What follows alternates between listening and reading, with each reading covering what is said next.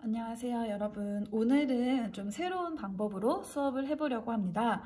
네, PPT보다는 선생님의 이렇게 신체 일부가 나오면 여러분이 조금 더 집중을 잘 할 수 있을 것 같아서 제가 오늘은 직접 종이에 필기를 하면서 함께 수업을 해보도록 하겠습니다. 이제 점차적으로 제 얼굴이 나올 수 있도록 한번 노력을 해볼게요. 자, 우리 오늘은 사회 문제 탐구를 위한 과학적 방법 두 번째 시간이고요. 지난 시간에는 과학적 태도에 대해 학습을 했다면 오늘부터는 구체적으로 이 과학적인 방법과 절차에 대해서 알아보는 시간을 가져보도록 하겠습니다. 자, 오늘의 학습 내용 들어가기 전에 지난 차시에 배웠던 과학적 태도 4가지 기억하고 있는지 한번 정리하고 넘어가 보도록 하겠습니다. 자, 사회 문제 탐구를 위한 과학적인 태도. 자, 함께 불러볼까요? 첫 번째 뭐가 있었죠?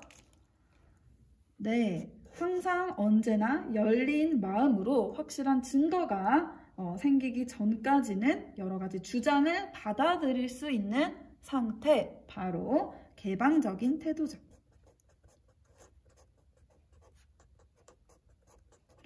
자신의 연구가 오류가 있을 수 있다는 것을 인정하고 다른 연구자의 비판과 지적을 수용할 수 있는 자세, 개방적 태도라고 합니다. 이런 자세가 있어야 잘못된 연구도 이제 고쳐나가고 지식을 정확하게 만들어갈 수 있겠죠. 자, 두 번째 태도에서는요, 자신의 주관적인 가치를 배제하고 있는 현상을 있는 그대로 보려고 하는 태도, 객관적인 태도가 있었습니다. 우리 고혜림 선생님과 함께 열심히 공부했기 때문에 잘 알 수 있을 거라고 생각하고 넘어가도록 할게요. 특히 이제 인간 역시 사회 내에 속해 있기 때문에 연구자도 사회 속에 있기 때문에 언제나 객관적일 순 없겠죠. 가치가 개입될 수밖에 없습니다. 하지만 그 과정 속에서도 객관적으로 사회 현상을 이해하고자 하려는 그 노력이 굉장히 중요한 것이겠죠.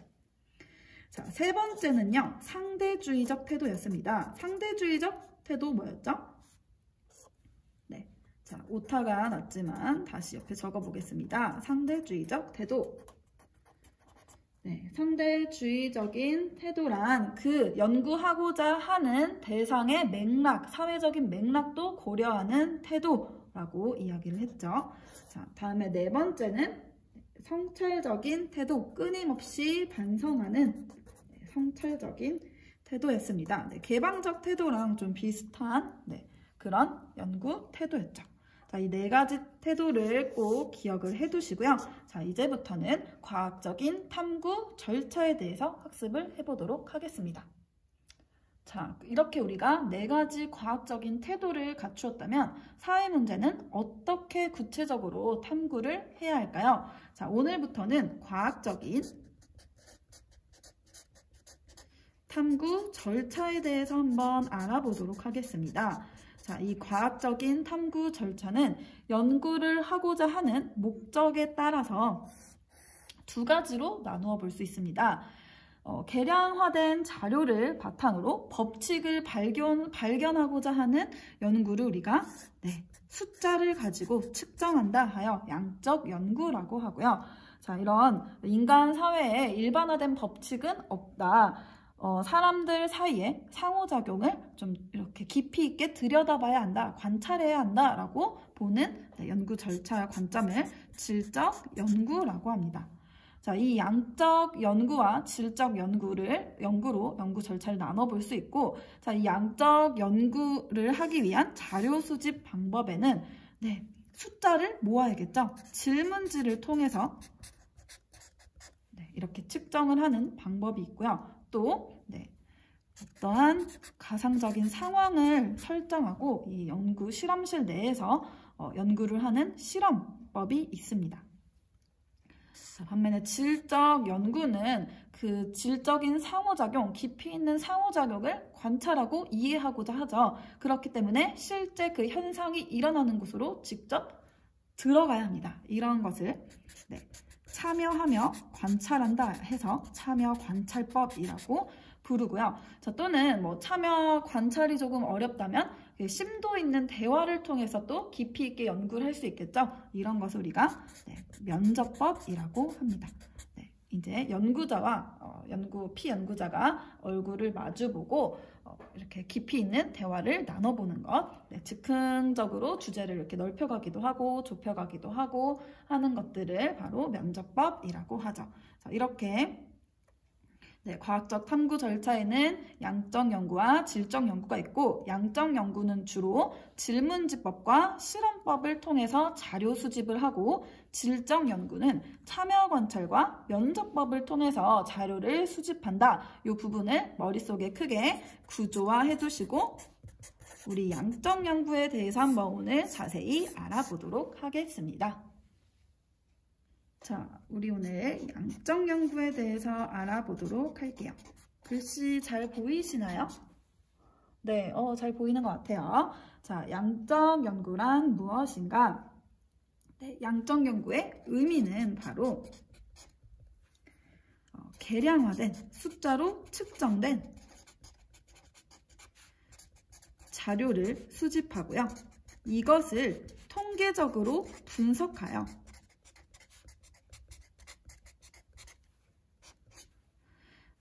일반화된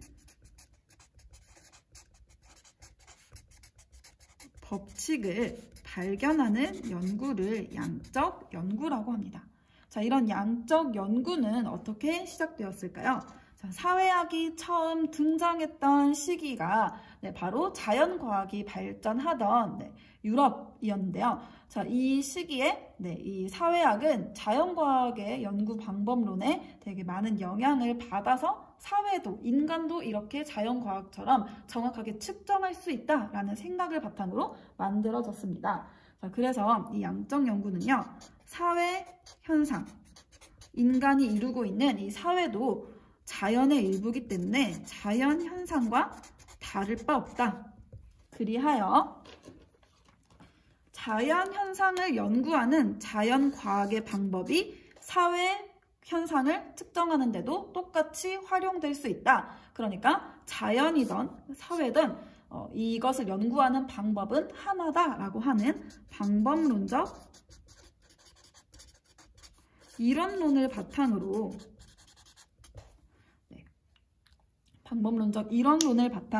이 연구가 시작되었습니다.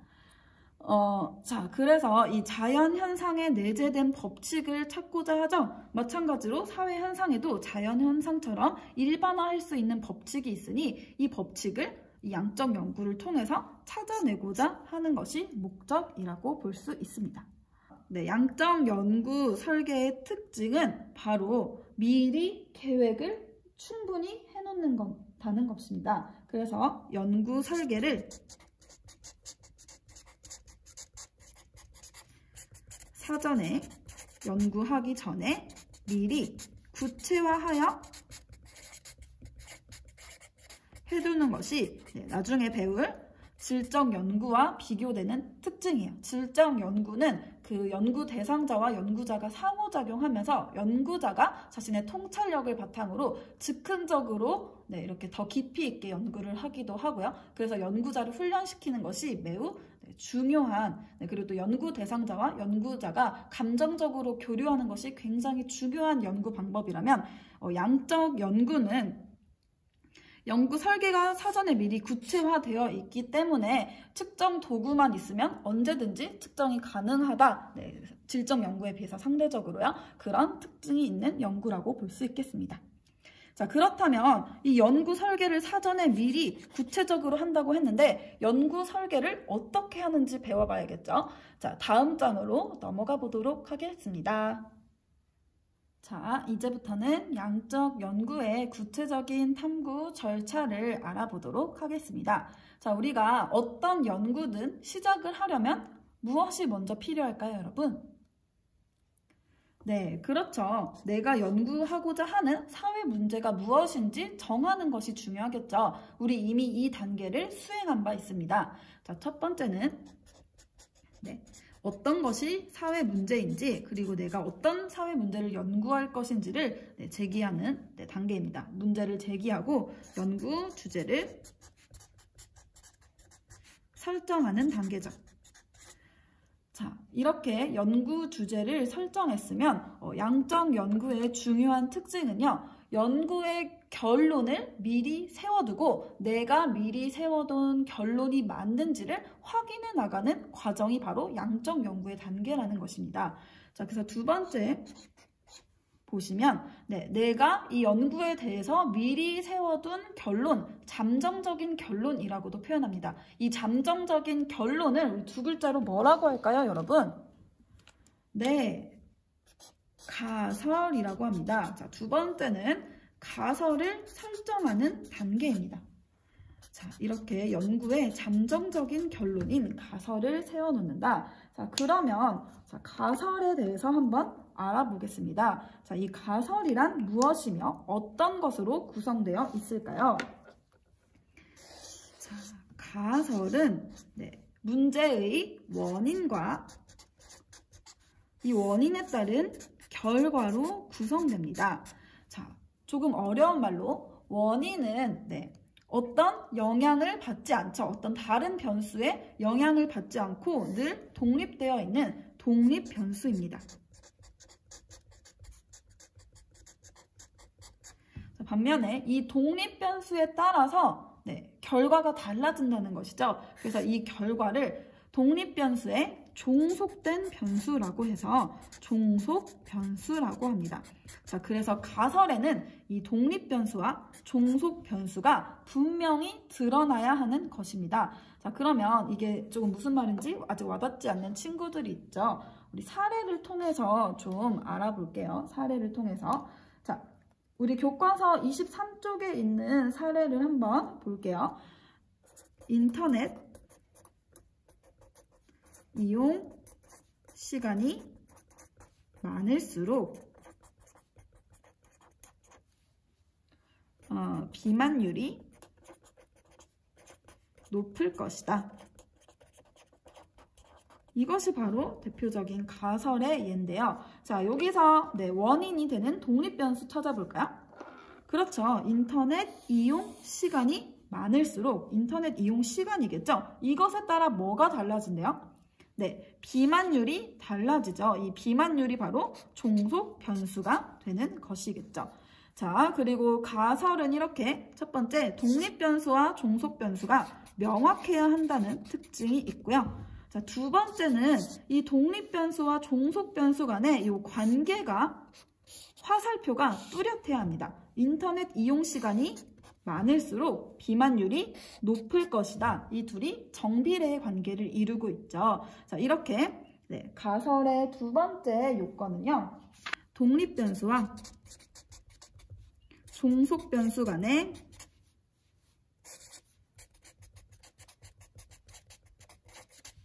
관계가 명확해야 한다라는 것입니다. 자, 그래서 예를 들어서 A와 B가 관련이 있을 것이다. 이런 건 가설이 될 수 있을까요? 없을까요? 네, 없습니다, 여러분. 관련이 있다는 게 A가 높으면 B가 낮아진다는 건지 A가 낮으면 B가 높아진다는 건지 이런 걸 전혀 알 수 없는 문장이죠. 그래서 이런 것들은 가설이 될 수 없습니다, 여러분. 독립변수와 종속변수의 관계를 명확하게 해야 한다는 거. 자, 다음에 마지막 여러분을 위해서 한 가지 더 조건을 드리면 세 번째는요. 요 변수가 뜬구름 잡는 소리가 되면 안 되고 측정이 가능한 것이어야 한다는 것입니다. 변수는 측정 가능해야 한다. 자, 이렇게 가설을 선정하실 때는, 가설을 설정할 때는 요 세 가지 요건을 꼭 지켜주시고요. 한 가지만 더 추가로 말씀을 드리면, 자, 가설은 가치가 개입되면 안 됩니다. 가치 중립적이어야 한다. 그러니까 판단을 보류한 문장이어야 한다라는 것입니다. 예를 들어 인터넷 이용 시간이 많은 것은 바람직하다. 요런 거, 요런 거는 가치가 개입된 것이죠. 그래서 이런 가치가 개입된 진술을 할 수 없다. 가치가 중립되어야 한다. 요 가설의 4가지 요건 중요하니까 꼭 기억해 두시고요. 여러분 수행평가 하실 때도 요 4가지 정말 중요할 것입니다. 꼭 기억을 해두세요. 자, 이렇게 우리 가설 설정 단계까지 학습을 했는데 이제 구체적으로 연구를 설계하는 단계로 넘어가 보도록 하겠습니다. 종이가 모자라니까 다음 종이에서 다시 넘어올게요. 자, 우리 양적 연구의 탐구 절차 하고 있죠. 첫 번째 절차, 이 백지 상태에서 기억해 보세요. 첫 번째 뭐였죠? 문제를 제기하고 연구 주제를 설정한다. 우리 이미 진로와 관련한 연구 주제 설정해 놨죠. 두 번째 여러분이 해야 되는 거, 연구의 잠정적인 결론인 가설을 설정해 놓는다. 이 가설은 틀릴 수도 있고 연구를 하고 나서 자료를 수집하고 분석해 봤을 때 이 가설이 틀릴 수도 있고 맞을 수도 있습니다. 자, 맞으면 좋고 틀리면 아쉬운 것 뿐이죠. 그러니까 같이 한번 탐구를 해보길 바라고. 자, 가설을 설정할 때 우리가 주의해야 되는 거 4가지. 자, 한번 백지 상태에서 읊어보겠습니다. 첫 번째, 가설은 무엇과 무엇으로 이루어지죠? 쉽게 말하면 원인과 결과, 실험 용어로 말하면 독립변수와 독립변수에 따라 그 결과가 바뀌는 종속변수로 구성이 되고 이 2가지가 명확히 드러나야 하고요. 그리고 이 독립변수와 종속변수의 관계가, 이 인과관계가 명확해야 합니다. 관련이 있다. 이런 거 절대 쓰시면 안 되고, 세 번째, 변수가 측정 가능해야 된다. 양적 연구는 계량화된 자료를 수집한다고 했죠. 그러니까 측정이 가능한 변수를 정하셔야 하고요. 네 번째, 연구를 할 때 가치가 개입되면 돼요, 안 돼요? 안 되겠죠. 바람직하다, 옳다, 이렇게 해야 한다. 이런 가치가 개입되지 않는 진술로 가설을 정해 주셔야 합니다. 자, 이렇게 가설이 설정되었으면 내 가설이 맞는지 틀렸는지를 파악하기 위해서 어떻게 연구할 것인지 연구 방법을 구체적으로 정해야겠죠. 이것이 바로 3번째 단계입니다. 연구를 진행하기 위한 구체적인 활동을 정리해보는 단계인 연구 설계 단계입니다. 자, 이런 연구 설계 단계에서는 무엇보다 중요한 것이, 우리가 측정 가능한 변수를 정했죠. 이 변수를 더욱더 측정 가능하도록 만들어 주는 단계인 개념을 조작적으로 정의하는, 개념의 조작적 정의가 이루어져야 하는 단계입니다. 자, 요 개념의 조작적 정의와 가설 설정은 양적 연구에서만 찾아볼 수 있는 것이니까 꼭 기억을 해두시고요. 자, 개념의 조작적 정의가 무엇인지 또 한번 이것이 중요하니까 같이 알아보고 넘어가 보도록 하겠습니다. 자, 우리가 이제 사회 현상을 바라볼 때, 또 이제 가설을 설정했을 때 이것이 엄청나게 구체적이라기보다는 조금 추상적인 용어를 활용해서 정리를 해놓죠. 이런 추상적인 개념을 우리 눈으로 직접 관찰하고 측정할 수 있는 형태로 바꾸는 것이 바로 개념의 조작적인 정의입니다. 추상적인 개념을 어떻게 바꿉니까, 여러분? 측정하고 관찰할 수 있도록 바꾸는 것이 바로 개념의 조작적 정의고요. 자, 예를 들어서 이런 가설을 한번 제가 설정해 보겠습니다. 자, 가설의 요건 4가지를 모두 지켜서 가족 간의 친밀도가 높을수록 학생의 학업 성적이 높을 것이다. 자, 이 가설 바람직한가요? 여러분 4가지 요건 한번 따져볼까요? 자, 독립변수 찾아보세요. 영향을 주는 변수니까 가족 간의 친밀도겠죠? 영향을 받는 변수, 종속되는 변수, 학생의 학업 성적이겠죠. 종속 변수 2가지 있고요. 자, 가족 간의 친밀도, 학생의 학업 성적, 조금 추상적이긴 하지만 측정 가능한가요? 네, 측정 가능할 겁니다. 왜? 우리가 개념을 조작적으로 정의할 것이기 때문이죠. 둘 간의 관계, 인과관계 명확한가요? 방향성이 명확한가요? 네, 그렇죠. 그리고 가치가 개입되어 있는 진술 있나요? 없죠. 자, 사실만을 이야기하고 있죠. 자, 그래서 자, 이 변수를 조작적으로 한번 정의를 하는 게 무엇인지 알아보겠습니다. 자, 가족 간의 친밀도, 네, 어떻게 해야 가족 간의 친밀도가 높고 낮다라고 볼 수 있을까요? 자, 여러분 한번 생각해 볼까요? 어떤 가족의 친밀도가 높은 가족이에요? 네, 예를 들어서 일주일간 함께 모여서 식사를 자주 한다면 친밀도가 높을 수 있겠죠? 자, 그래서 일주일간 함께 모여 식사한 빈도 또는 가족들 간의 친밀도가 높다는 건 서로 대화를 많이 한다는 뜻일 수 있겠죠? 그러니까 네, 일주일간 대화 시간으로도 우리 가족의 친밀도를 네, 눈으로 관찰하고 측정할 수 있는 거겠죠. 또 어떤 것들이 있을까요? 네, 스킨십의 횟수.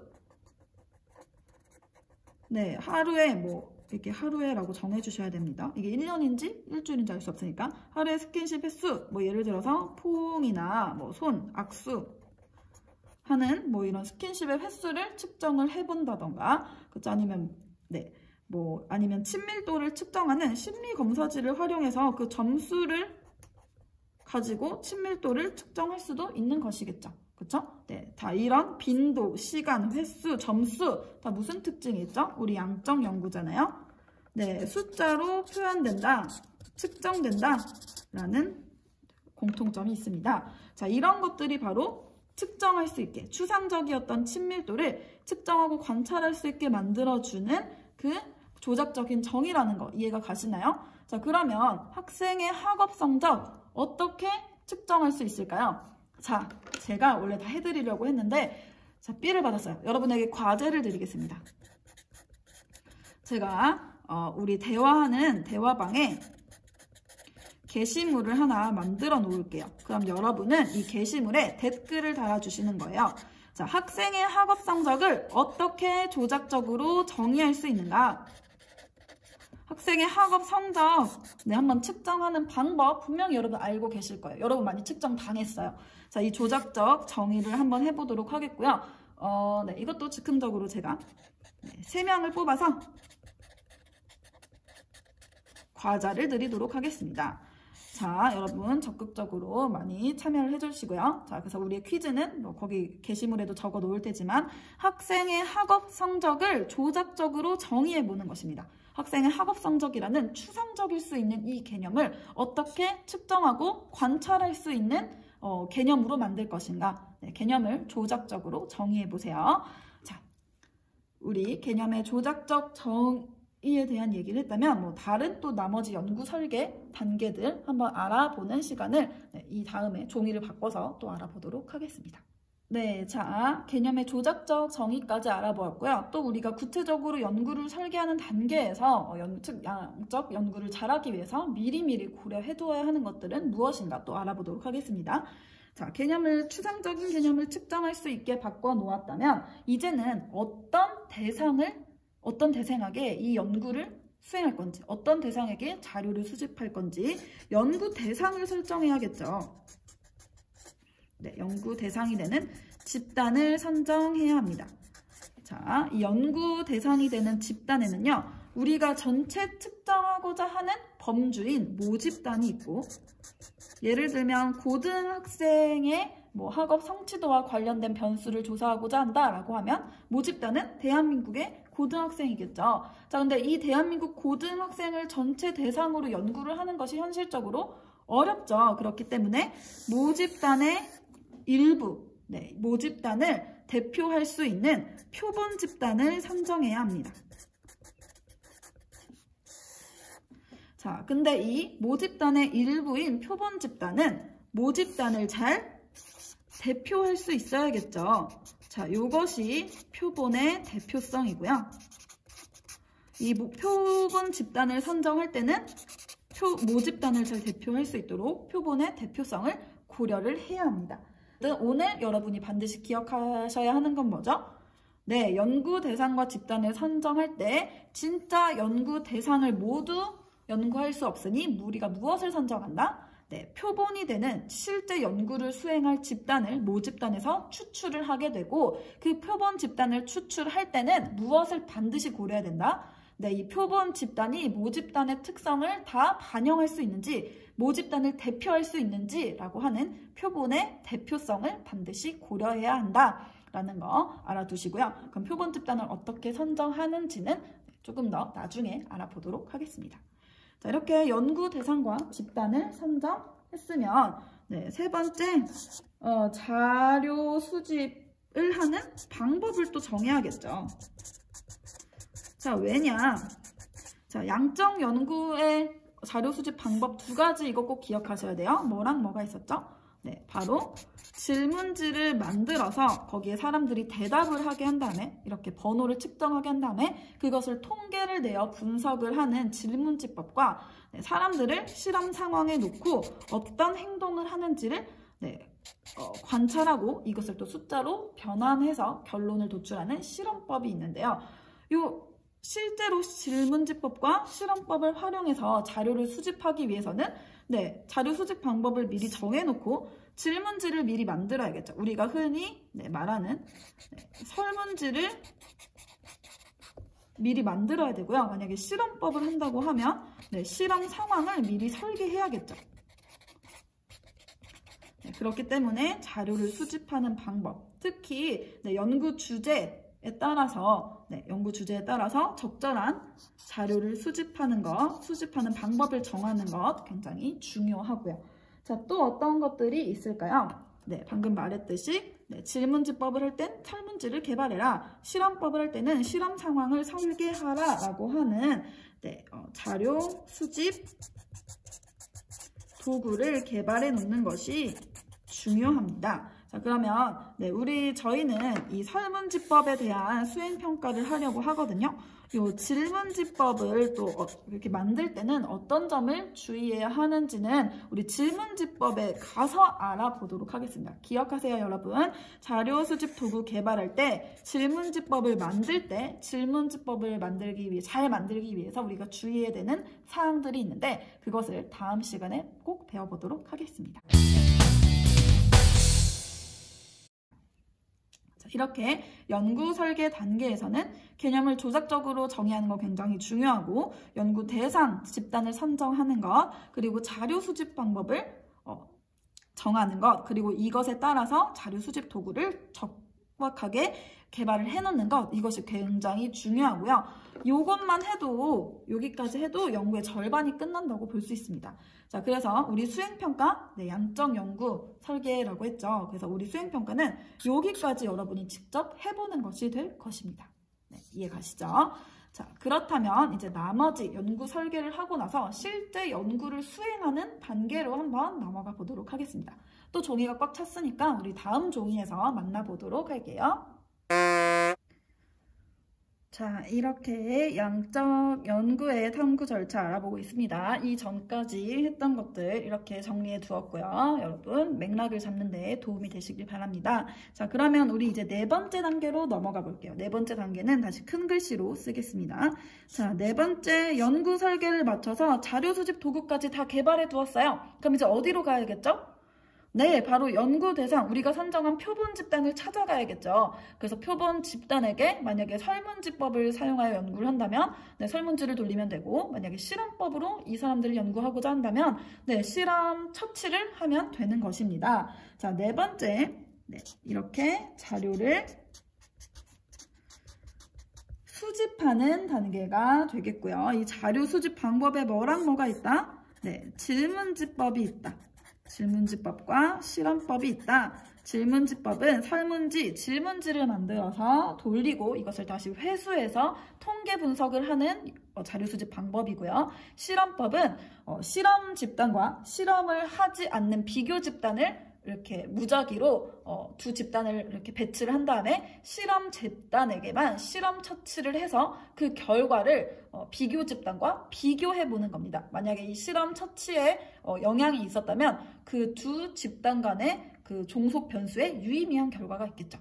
네, 그러니까 어려워서 저희 교과서에도 실험법에 대해서는 뒤에 교과서 어디죠? 자, 제가 교과서 좀 보도록 하겠습니다. 교과서 28쪽부터 자료 수집 방법이 있는데요. 이게 어려우니까 여기서는 나오지 않았거든요. 하지만 23쪽에 제가 잠시 교과서를 가져와 볼게요. 네, 보이시나요? 자, 교과서 여기 보시면 실험법에 대한 설명 간단하게 나와 있죠. 그쵸? 자, 그래서 이 부분에 대한 내용은 그래도 실험법이라는 게 있다라는 거 여러분 꼭 알아두시고요. 자, 우리 수행평가는 네, 질문지법으로 수행할 예정입니다. 질문지를 만드는 게 가장 중요한 포인트가 될 것입니다. 자, 다음으로 네, 자료 수집을 했으면 이제 어떻게 해야 되죠? 수집한 자료를 내 가설을 증명할 수 있는지 없는지 자료를 분석해야겠죠. 자료를 수집하고 분석하는 단계입니다. 자, 여기서 활용되는 것이 바로 네, 여러 가지 통계적인 기법들이죠.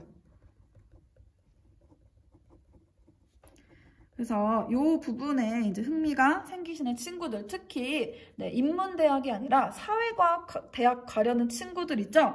네, 확률과 통계 절대 포기하시면 안 되고요. 그리고 또 관심 있으면 청소년을 위한 통계학 책들 네, 미리 좀 읽어보시면 수능 끝나고라도 읽어보시면 대학 생활에 진짜 큰 도움이 됩니다. 아시겠죠? 자, 이 통계적 기법을 활용한다. 이 별표는요, 우리 교과에서 중요한 게 아니라 인생에서 중요해서 별표를 쳐봤습니다. 네, 자, 5번째. 자, 우리가 양적 연구 가장 먼저 네, 연구 주제 설정한 다음에 가설을 설정해놨죠. 이 양적 연구 절차는 가설이 맞는지 틀렸는지를 증명하는 전체 단계라고 했어요. 그래서 마지막에는 내 가설이 틀렸는지 맞는지를 검증하고, 자, 가설이 검증되면 우리가 이것을 가설이 채택됐다고 이야기합니다. 자, 가설이 채택됐다면 이것을 내가 연구한 연구 대상 전체에 일반화할 수 있겠죠. 네, 양적 연구는 일반화된 법칙을 찾는 연구라고 했으니까 자, 이렇게 채택된 가설을 나의 연구 대상 전체, 모집단 전체에 일반화하는 과정을 거치게 됩니다. 자, 이거 한 가지 용어 알려드릴게요. 자, 가설이 채택되었다. 내 가설이 맞았다는 거죠. 그럼 가설이 틀렸어요. 그럴 때 어떤 용어를 쓰면 좋을까요? 네, 나의 가설이 기각되었다 라고 합니다. 또는요, 가설의 반대가 되는 영가설이 채택되었다 라고 표현을 하면 네, 아마 수능에 여기까지 나오진 않을 텐데 영가설이 채택되었다는 가설이 기각되었다는 것과 같은 뜻입니다. 네, 그냥 한번 듣고 잊어버리세요. 자, 이렇게 가설이 기각되면 일반화하면 돼요, 안 돼요? 네, 내 가설이 잘못되었기 때문에 나의 모집단 전체에 일반화할 수 없죠. 자, 그래서 가설이 기각되었다는 건 내 가설이 틀렸고 잘못된 것이고 일반화할 수 없다라는 것을 뜻합니다. 자, 이렇게 양적 연구의 탐구 절차를 순서대로 쭉 알아보았습니다. 이해가 가시나요? 네, 저는 PPT로 수업하는 것도 재밌었지만 이렇게 제가 직접 쓰면서 말을 하니까 여러분에게 네, 진짜 수업할 때처럼 더 편하고 네, 더 생동감 있게 얘기할 수 있는 것 같아요. 그래서 더 좋은 것 같은데 여러분은 오늘 수업 방식 어떠셨는지 모르겠네요. 자, 모집단에서 표본 집단을 추출하는 과정 조금 심화된 내용인데 시간이 조금 남아서 함께 알아보도록 하겠습니다. 자, 연구 대상을 선정할 때 고려해야 하는 표본의 대표성에 대해서 알아보도록 하겠습니다. 자, 기본적인 용어 다시 한번 복습해 볼게요. 자, 나의 전체 연구 대상. 네, 이 표본의 뿌리가 된다, 표본의 엄마가 된다고 해서 우리는 이것을 모집단이라고 부릅니다. 나의 전체 연구 대상이죠. 이 용어에 익숙해지셔야 합니다. 자, 예를 들어서 저는 교육에 관심이 많다고 했죠. 그래서 우리나라 사회 전체의 고등학생들을 모집단으로 삼아서 고등학생들의 학습 특성에 대해서 연구를 한번 해보고 싶어요. 자, 그럼 이때 저의 연구의 모집단은 누가 되죠? 네, 대한민국 고등학생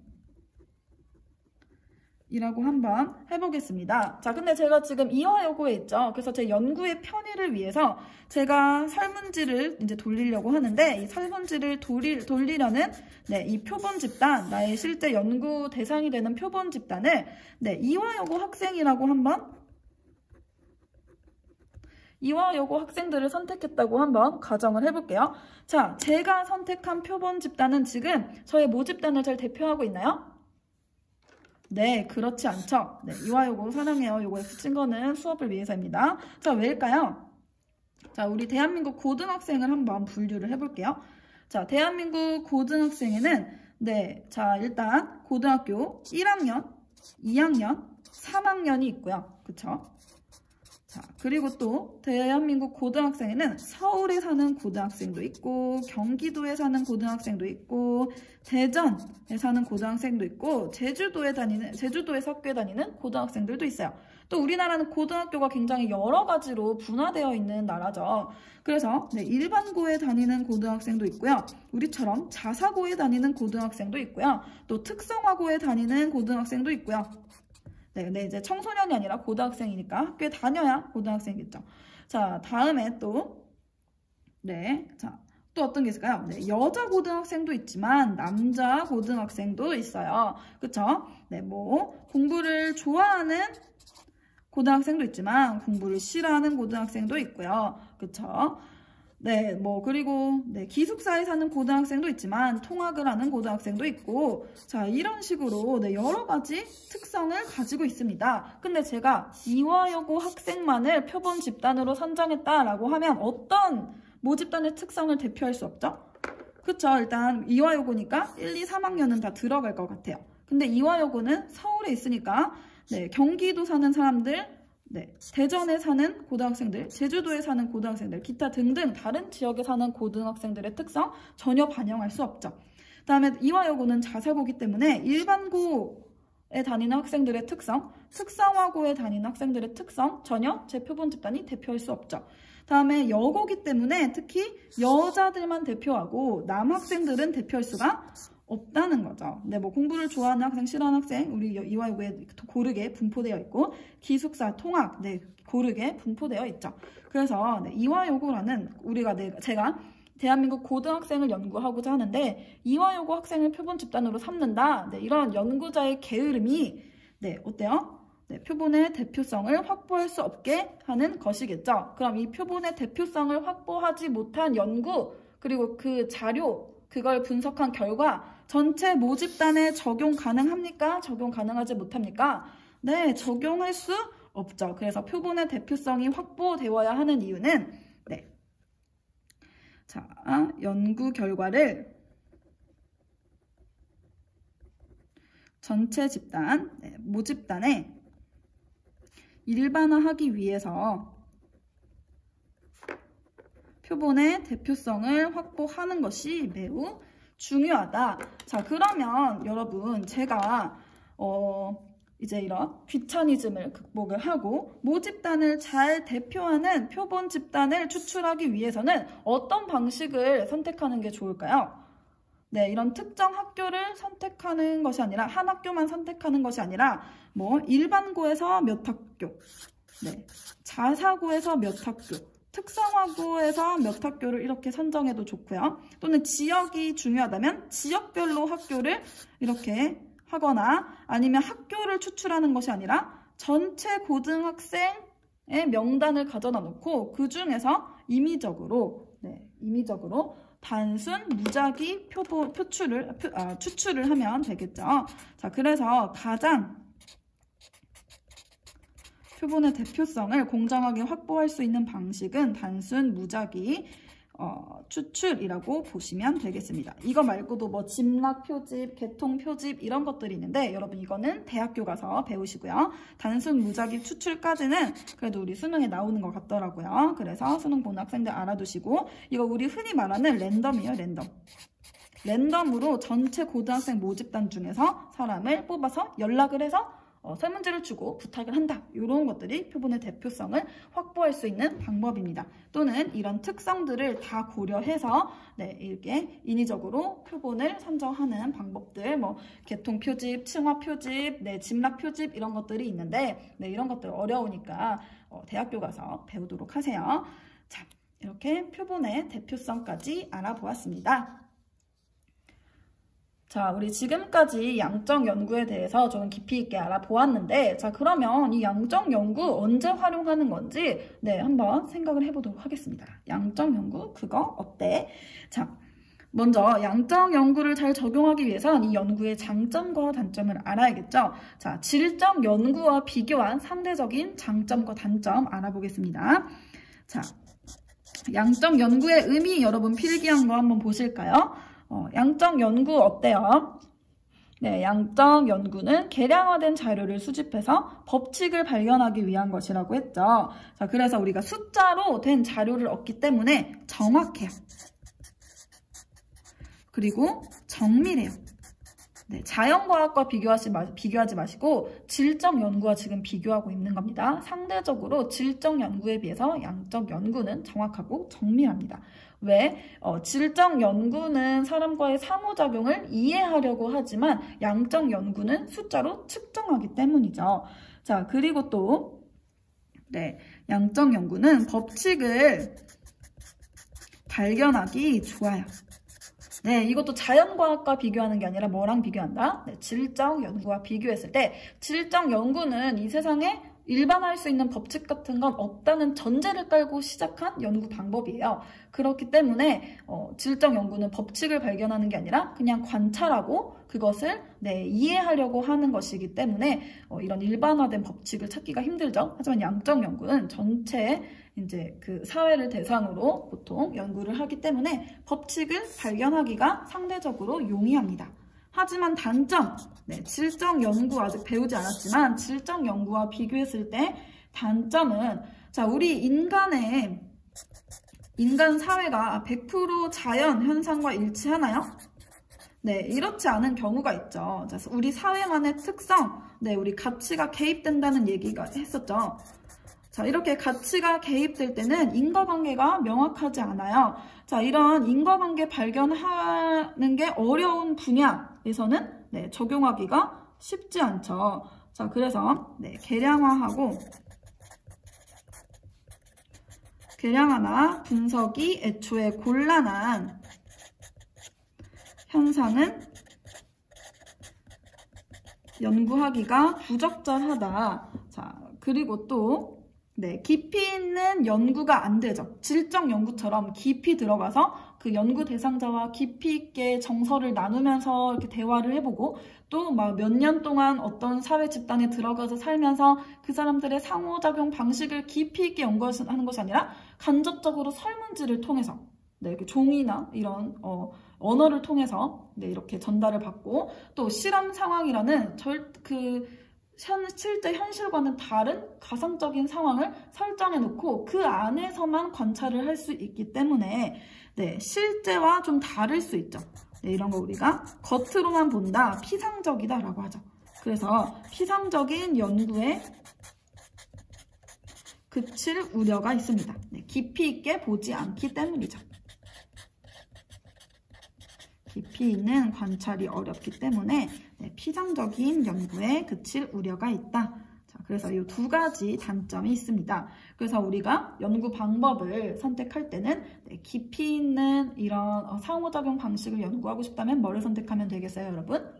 질적 연구를 선택하면 되고 만약에 내가 정확하고 정밀하게 일반화된 법칙을 발견해서 이것을 사회에 적용하고 싶다라고 한다면 숫자로 표현하는 양적 연구를 선택하시면 되겠죠.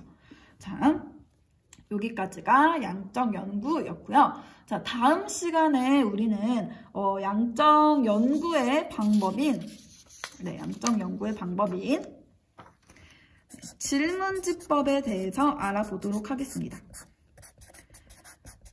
자, 질문지법이 무엇인지 그리고 질문지법을 만드는 질문지 작성 방법.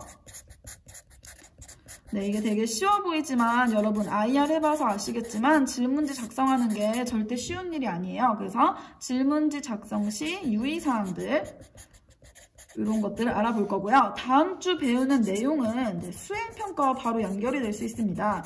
그래서 다음 시간 내용을 꼼꼼하게 잘 들으셔야 수행평가 하실 때 용이하게 하실 수 있으니까 수행평가를 위해서 여러분 다음 시간까지 놓치지 말아주시고요. 자, 오늘 연구 설계 단계 복습하시고 오늘은 우리 여기까지로 하겠습니다. 자, 다음 시간 할 일이에요. 자, 제가 여러분 너무 고생하니까 모의고사 보느라 힘드셨죠? 모의고사 점수 저한테 알려주신 친구도 있고 또 잘 몰랐던 거 질문한 친구들도 있는데 그 3학년 원래는 정치화법 선택한 그 보충 선택한 친구들을 위해서 만든 강의인데요. 그래서 사회문화 질문도 많이 하더라고요. 그래서 여러분 원하시면 그 친구들한테 그 전체 카톡방 물어서 찾아오셔서 네, 언제든지 질문해 주시고요. 네, 질문하는 거 좋은데 네, 여러분 제가 여러분 얼마나 사랑하는지 아시죠? 질문하는 거 좋은데 너무 밤늦게 하면 어떨까요? 네, 제가 좀 당황할 수 있죠. 그쵸? 그러니까 조금 낮에 이렇게 예의 바르게 질문해 주시면 서로 기분 좋겠죠? 그쵸? 자, 네, 여러분 너무 잘했으니까 스티커 드리겠습니다. 카드 같은 거 잘 챙기시고요. 맨날 학생증 잃어버려서 저한테 찾으러 오지 마시고. 그리고 이제 수업 듣느라 당 떨어진 친구들 깎아 많이 드시고요. 자, 오늘은 여기까지 하도록 하겠습니다. 다음 시간에도 이런 방식으로 수업을 해보도록 할게요. 자, 안녕.